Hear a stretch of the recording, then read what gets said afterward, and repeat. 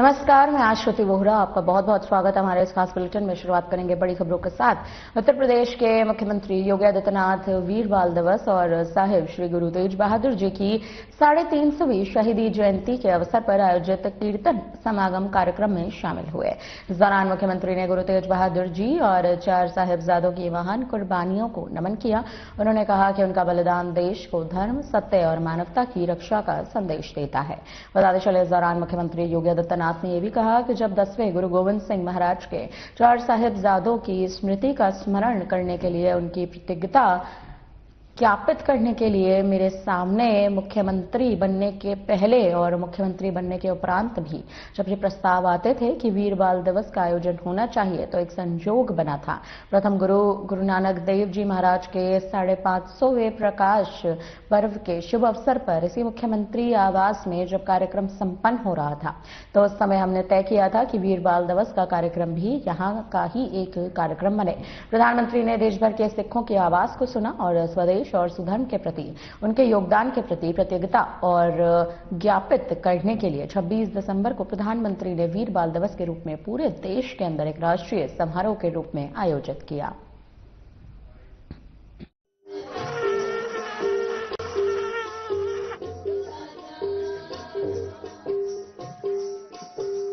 बोले सो निहाल, बोले सो निहाल।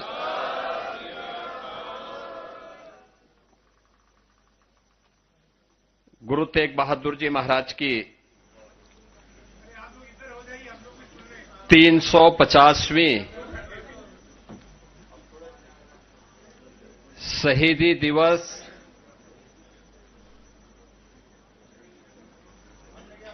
के वर्ष भर चलने वाले कार्यक्रमों की श्रृंखला में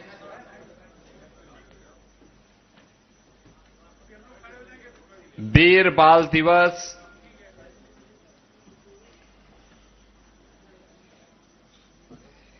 के आज के इस कार्यक्रम में इस पावन सिख संगत के साथ मेरे साथ उपस्थित उत्तर प्रदेश सरकार में मंत्रिमंडल के मेरे सहयोगी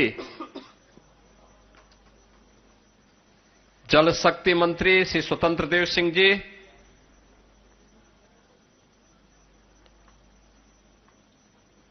औद्योगिक विकास के मंत्री श्री नंद गोपाल गुप्ता नंदी जी, समाज कल्याण विभाग के मंत्री श्री असीम अरुण जी,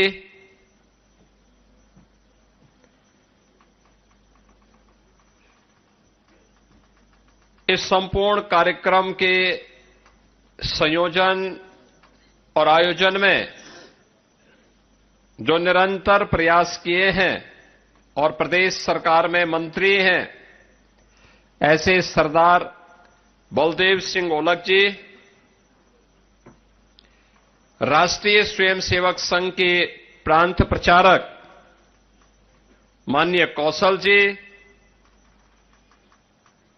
उत्तर प्रदेश सरकार के पूर्व मंत्री विधान परिषद सदस्य डॉक्टर महेंद्र सिंह जी, विधान परिषद के माननीय सदस्य डॉक्टर हरि सिंह ढिल्लों जी, पवन सिंह चौहान जी, कुंवर महाराज सिंह जी, गुरदीप सिंह बग्गा जी,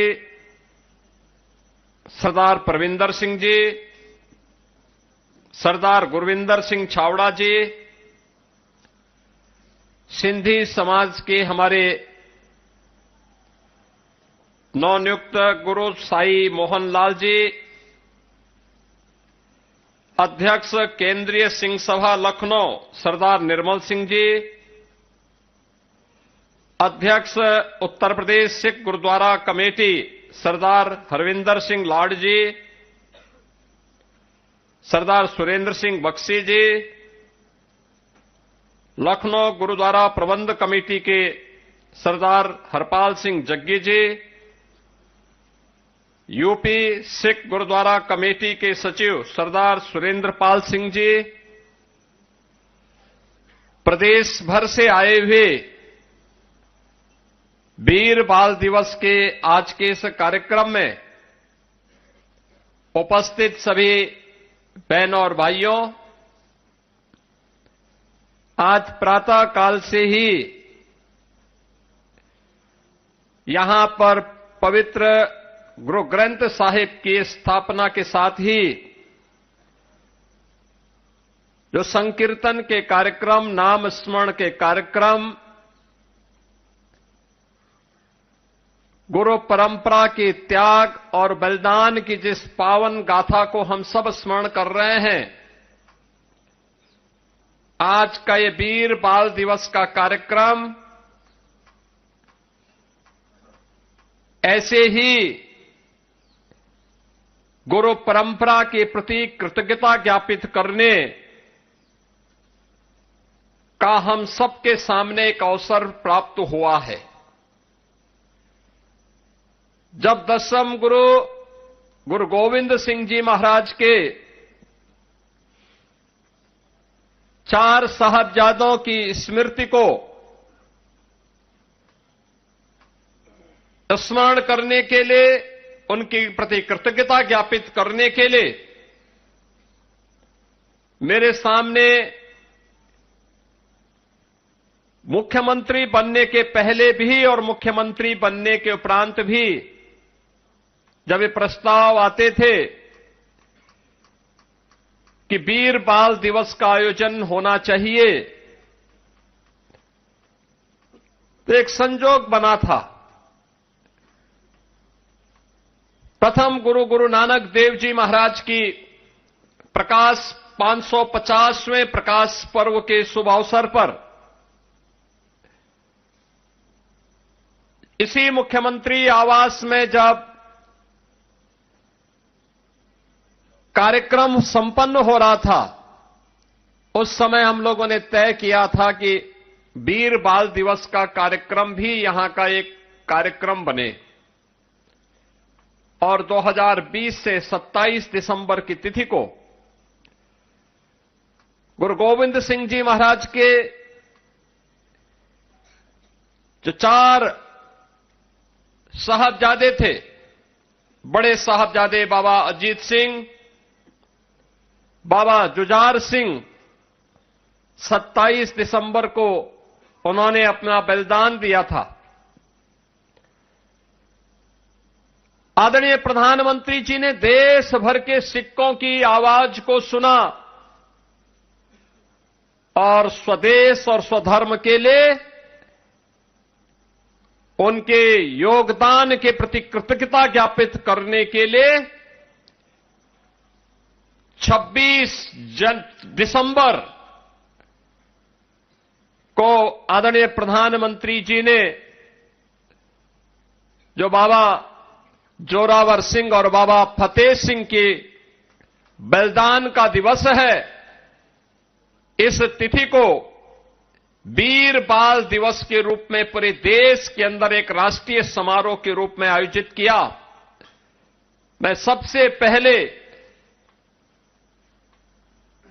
गुरु गोविंद सिंह जी महाराज के इन 4 साहबजादों के प्रति बाबा अजीत सिंह, बाबा जुझार सिंह, बाबा जोरावर सिंह, बाबा फतेह सिंह, इन सब की स्मृतियों को मैं कोटि कोटि नमन करते हुए आदरणीय प्रधानमंत्री जी के प्रति हृदय से आभार व्यक्त करता हूं कि उन्होंने इतिहास को जीवंत करके आने वाली पीढ़ी के लिए एक नई प्रेरणा दी है।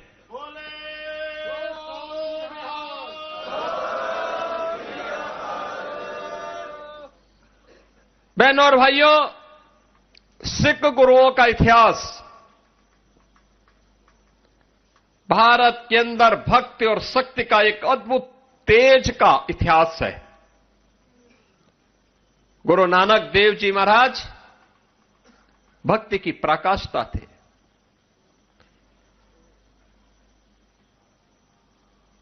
उन्होंने जो उस समय मानवता के कल्याण के लिए कार्य किए थे, पाखंड के खिलाफ जो आवाज उठाई थी,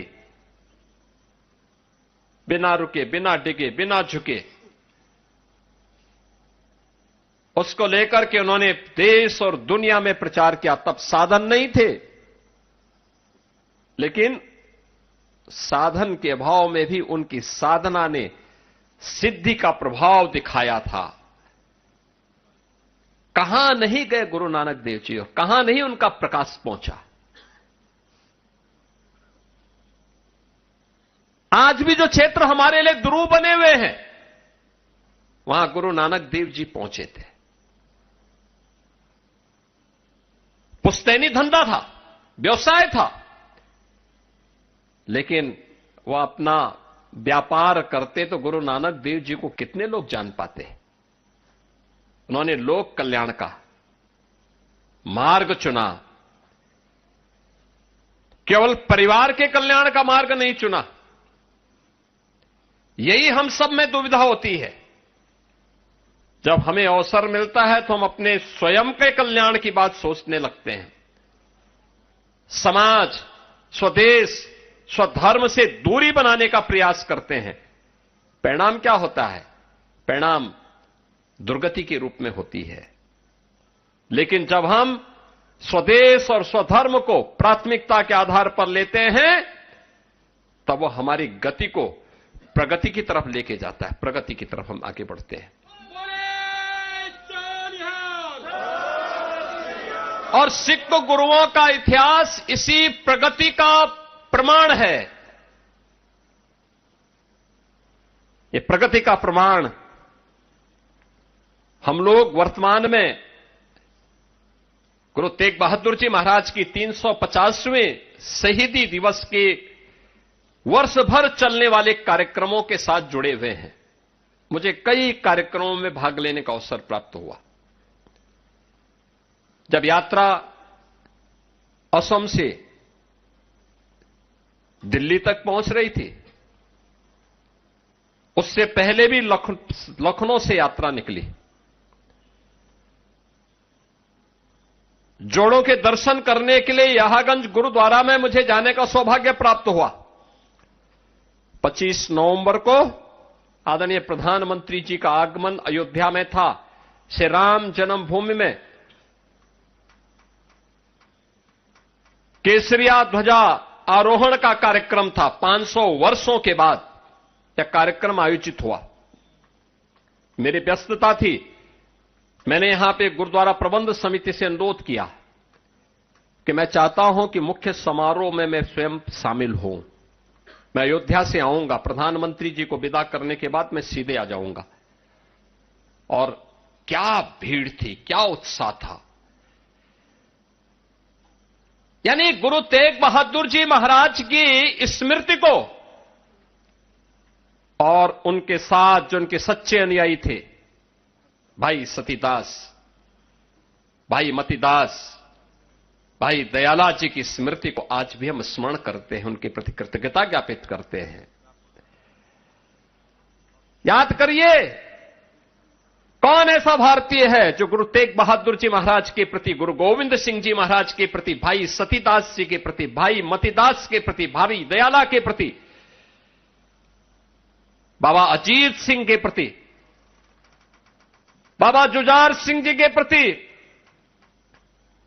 बाबा जोरावर सिंह के प्रति और बाबा फतेह सिंह जी के प्रति कृतज्ञता ज्ञापित न करता हो। अगर सच्चा भारतीय होगा तो अवश्य कृतज्ञता ज्ञापित करता है, उनके प्रति नमन करता है। लेकिन जिस दुष्ट औरंगजेब ने गुरु तेग बहादुर जी को चुनौती दी थी, जो ने केवल एक सामान्य मनुष्य समझता था, ये मनुष्य समझने की भूल किया था, जिसने गुरु गोविंद सिंह जी महाराज को केवल एक सामान्य मनुष्य समझा था।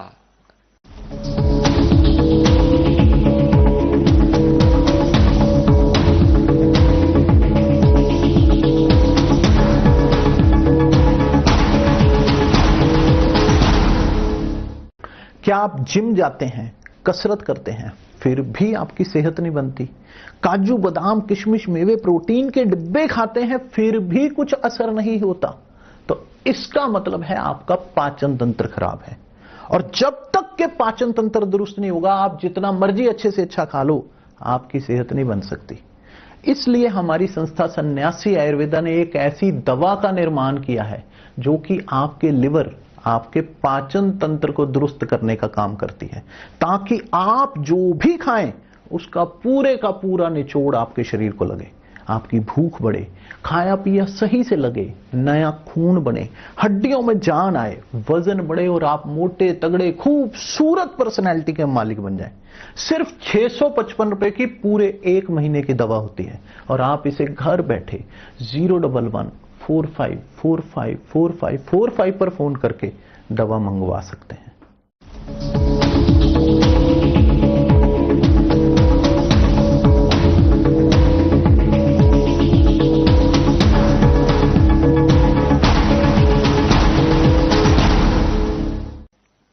कृतज्ञता ज्ञापित कर रहा है, लेकिन दुष्ट औरंगजेब का नाम लेने वाला उसकी कौम में भी कोई पैदा नहीं हो पा रहा है।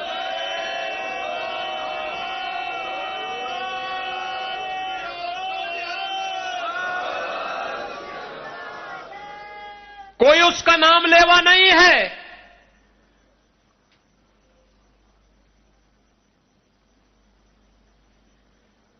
भारत के अंदर कौन ऐसा शहर है जहां गुरुद्वारा न हो? भारत के अंदर कौन ऐसी जगह है जहां आज का एक कार्यक्रम न हो रहा हो? प्रधानमंत्री जी ने कहा 1 महीना पहले हमारे पास एक कार्यक्रम आ गया था, 26 दिसंबर का कार्यक्रम, कि हर स्कूल, हर कॉलेज, हर कार्यालय, हर स्थान पर एक कार्यक्रम होने हैं। हमने कहा हर जगह ये कार्यक्रम अवश्य होंगे। हमारे यहां कंपटीशन हो रहे हैं, हर जगह, हर स्कूल में कंपटीशन हुए, कहीं डिबेट हुए हैं वीर बाल दिवस पर, कहीं निबंध लेखन के कार्यक्रम हुए वीर बाल दिवस पर। उत्तर प्रदेश सरकार ने हर स्कूल, कॉलेजेस में, विश्वविद्यालयों में कंपटीशन भी करवाए हैं, आयोजन भी करवाए हैं। और आज भारतीय जनता पार्टी को अलग से भी कहा गया है, हर कार्यालय में भी, राष्ट्रीय स्वयंसेवक संघ के हर कार्यक्रम में भी वीर बाल दिवस के कार्यक्रम आयोजित हो रहे हैं।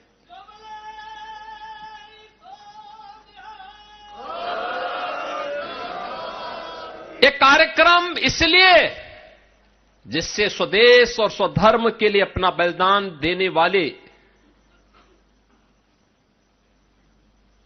उन गुरुओं की परंपरा के प्रति हम कृतज्ञता ज्ञापित कर सके। अब याद करिए ना, आखिर जहांगीर, जिसने गुरु अर्जुन देव के प्रति कितना बर्बरता बरती थी, बलिदान की परंपरा वहां से शुरू होती है। इसके उपरांत भी बराबर बराबर जूझते रहे। गुरु तेग बहादुर जी महाराज के गुरु के प्रति भी किस प्रकार का अत्याचार हुआ था। यानी जिस व्यक्ति का वो स्वयं लालन पालन के उस अनाथ विधर्मी का, उसी ने उनके प्रति गद्दारी कर दी। लेकिन गुरु तेग बहादुर की तेग के सामने वो चल नहीं पाया। और सबके बावजूद भी इन गुरुओं की त्याग, इनका बलिदान, बहनों और भाइयों, अपने लिए नहीं था, अपने परिवार के लिए नहीं था, देश के लिए था, धर्म के लिए था। और देश और धर्म के लिए उनके इस योगदान की प्रति कृतज्ञता ज्ञापित करने के लिए ही हम सब एकत्र होते हैं। एक प्रेरणा है हम सबके लिए, यही प्रेरणा है। याद करिए ना, औरंगजेब तो अपने को बादशाह कहता था, हिंदुस्तान का बादशाह कहता था। आज कोई पूछने वाला है कहां उसकी कब्र है? किसी को नहीं पता। कोई दिया जलाने वाला नहीं, कोई पुताई करने वाला नहीं, कोई पूछने वाला नहीं, वो किस तिथि में मरा है, किस तिथि में उसने जन्म लिया है, कहां उसकी कब्र है, कोई पुरसा हाल नहीं, कोई पूछने वाला नहीं। लेकिन जिन गुरु तेग बहादुर जी महाराज और गुरु गोविंद सिंह जी महाराज, जिन चार चार साहबजादों के नामो निशान को मिटाना चाहता था, आज पूरा हिंदुस्तान उन पर गौरव की अनुभूति करता है और उनके लिए, उनके स्मरण के लिए उनका नित्य स्मरण भी करता है।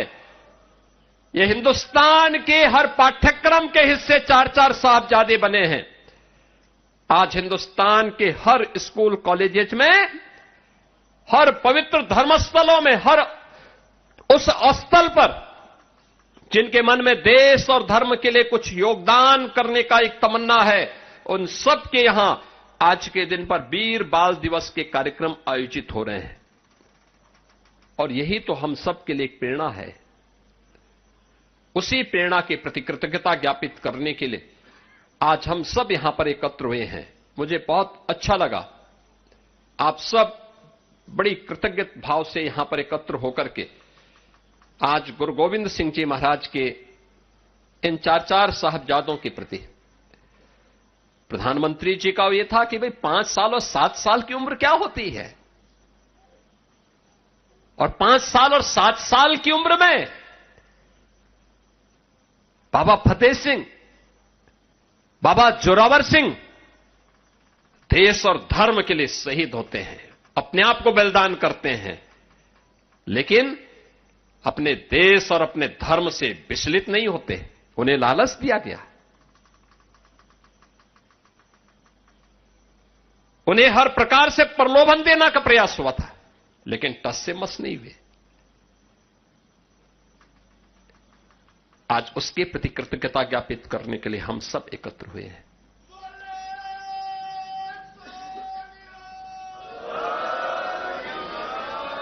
इतिहास उन्हीं का बनता है जिनके मन में त्याग और बलिदान का योगदान होता है, करने की एक इच्छा शक्ति होती है। इतिहास उनका नहीं बनता है जो तात्कालिक स्वार्थ के लिए समर्पण कर देते हैं। देश समर्पण से नहीं चलता है, देश तो त्याग और बलिदान से चलता है। भारत का इतिहास उसी त्याग और बलिदान का इतिहास है। और हम कह सकते हैं सिख गुरुओं की परंपरा केवल एक सामान्य परंपरा नहीं है, ये असाधारण है। एक विशिष्ट प्रयोजन के लिए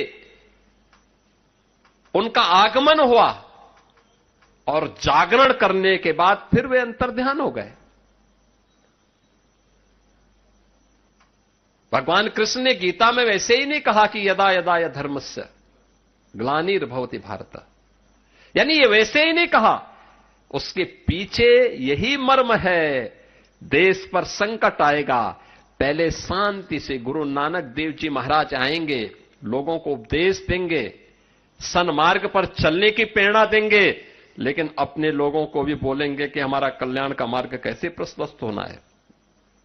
आप लंगर जो छकाते हैं ना, आज भी कोई भी आता है, मैंने देखा गुरुद्वारों में, किसी को पूछते नहीं कहां से आए हो, कोई पूछता नहीं किस क्या जाति है, सब कोई भी बैठ के खा लेता है, कोई दिक्कत नहीं, क्योंकि हमारे संस्कार है, हमारी गुरु की परंपरा है, हम उसके साथ जुड़ते हैं।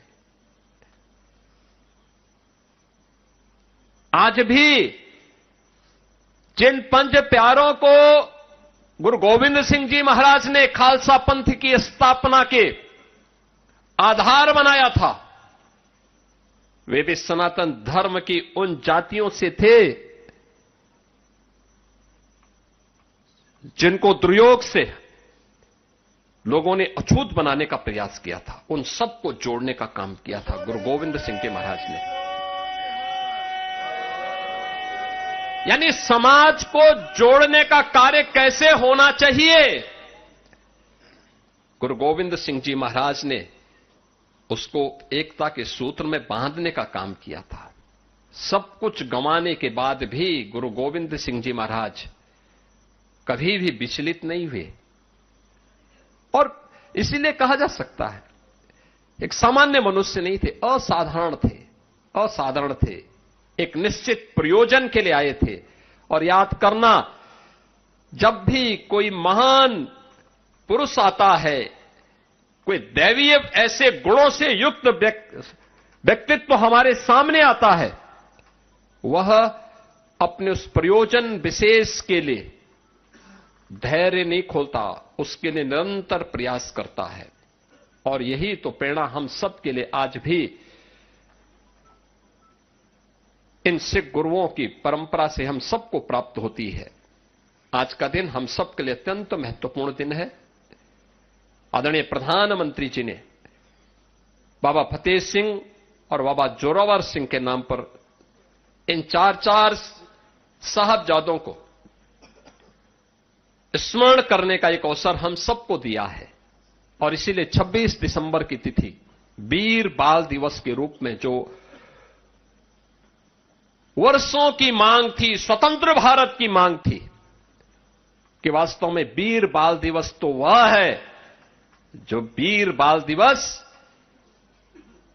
गुरु गोविंद सिंह जी के चार साहबजादों ने देश और धर्म के लिए अपना बलिदान दिया था। और उनमें भी 5 वर्ष और 7 वर्ष, दुनिया के इतिहास में इस प्रकार का बलिदान देखने को नहीं मिलता है जो यहां पर हम लोगों ने देखा है, जिसको हम स्मरण कर रहे हैं। और इसलिए उसके प्रति कृतज्ञता ज्ञापित करने के लिए आज हम सब यहां पर एकत्र हुए हैं। मैं आप सबका हृदय से इस अवसर पर अभिनंदन करता हूं। आप सबसे ही अपील करूंगा, गुरु की वाणी का स्मरण करना, उसको अपने जीवन का ध्येय बनाना, और जब भी हम गुरु की कृपा से आगे बढ़ेंगे, जीवन में प्रगति होगी। फिलहाल के लिए इस बुलेटिन में इतना ही। मुझे दीजिए इजाजत। नमस्कार।